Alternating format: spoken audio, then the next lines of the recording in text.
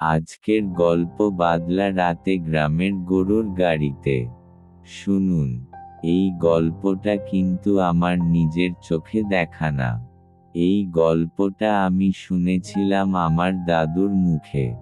দাদু বলতেন, গ্রামের অন্ধকারে যা ঘটে তা শহরের আলোতে বিশ্বাস করা যায় না রে বাবা। ঘটনাটা আজ থেকে প্রায় ৪০-৪৫ বছর আগের। তখন বিদ্যুৎ ছিল না বললেই চলে। বাদল মাস মানেই আকাশ কালো, বাতাস ভারী, কাদায় রাস্তা, আর রাত নামলেই এক অদ্ভুত নিস্তব্ধতা। গ্রামটার নাম ছিল চাঁদপুরডাঙ্গা। চারপাশে ধানক্ষেত, মাঝে কাঁচা রাস্তা, আর দূরে একটা পুরনো শ্মশান আর বাঁশঝাড়। সেই গ্রামে থাকতো নরেন মাঝি। গরুর গাড়ি চালাতো। খুব সাদাসিধে লোক। ভয় টয় কিছু জানতো না। রাত হোক বা দিন, কাজে কখনো না করতো না। সেদিন ছিল আষাঢ় মাসের শেষের দিক। সারাদিন ধরে বৃষ্টি। সন্ধ্যার পর এমন বৃষ্টি নামল যে মনে হচ্ছিল আকাশ ফেটে যাচ্ছে। ঠিক তখনই এক লোক এসে নরেন মাঝিকে ডেকে বলল, দাদা, আজ রাতেই যেতে হবে। পাশের গ্রামে জরুরি কাজ। নরেন একটু ইতস্তত করল। রাত, বৃষ্টি, কাদা, সব মিলিয়ে মনটা ভালো লাগছিল না। তবু গরিব মানুষ, কাজ ফিরিয়ে দেওয়ার উপায় নেই। সে গরু দুটোকে গাড়িতে জুতে দিল। গরুগুলো অদ্ভুতভাবে ছটফট করছিল, লেজ নাড়াচ্ছে, মাঝে মাঝে থেমে যাচ্ছে। নরেন বলল, আজ গরুগুলো কেমন করছে রে? লোকটা হাসল না, চুপচাপ গাড়ির পেছনে বসে পড়ল।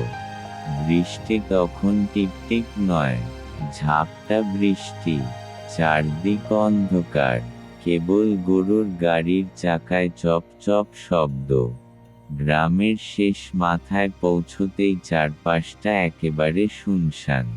বাঁশঝাড়ের পাশ দিয়ে রাস্তা। হঠাৎ নরেনের মনে হলো, গাড়িটা যেন একটু ভারী হয়ে গেছে। সে পিছনে তাকিয়ে দেখে, লোকটা ঠিক আগের মতো বসে আছে। কিন্তু অদ্ভুত একটা ব্যাপার, লোকটার ছায়া নেই। নরেন প্রথমে গুরুত্ব দিল না। ভাবল, বৃষ্টি, অন্ধকার, চোখের ভুল। কিছু দূর যেতেই গরু দুটো হঠাৎ থেমে গেল। কোনোভাবেই এগোতে চাইছে না। নরেন চেঁচিয়ে বলল, হ্যাঁ রে, চল। ঠিক তখনই সে শুনল, গাড়ির নিচে কেউ যেন হাঁটছে। কাদার মধ্যে পায়ের শব্দ। একটা, দুইটা, তিনটা। নরেনের বুক ধক করে উঠল। সে নিচে তাকাতে সাহস পেল না। পেছনের লোকটা তখন ধীরে ধীরে বলল, চালাও, থামিও না। লোকটার গলা যেন ভেজা কাদার মতো ভারী, মানুষের গলার মতো নয়। নরেন গরু দুটোকে জোরে হাঁক দিল। গাড়ি আবার চলল। বাঁশঝাড় পেরোতেই হঠাৎ বৃষ্টি একটু কমল। চাঁদের আলো সামান্য ফুটে উঠল। ঠিক তখনই নরেন দেখল, গরুর গাড়ির পেছনে আর কেউ নেই। কিন্তু গাড়ির ওপর এখনো ওজন আছে। চাকাটা কাদায় দেবে যাচ্ছে, কিন্তু পেছনে তাকিয়ে কেউ নেই। নরেনের গলা শুকিয়ে গেল। সে ফিসফিস করে বলল, হরি নাম, হরি নাম। ঠিক তখনই গাড়ির ভিতর থেকে একটা কণ্ঠস্বর ভেসে এলো, নরেন, তাকাস না। সে চমকে উঠল। নামটা কে জানল?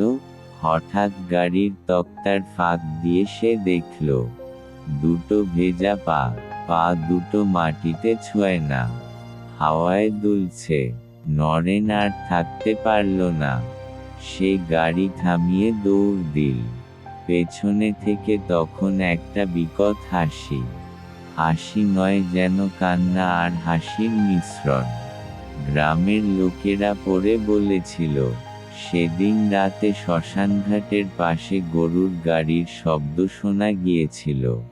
কিন্তু গাড়ি ছিল না, গরু ছিল না, কেবল চাকায় কাদা ঘষার শব্দ। পরদিন সকালে নরেনকে পাওয়া গিয়েছিল গ্রামের মন্দিরের সামনে।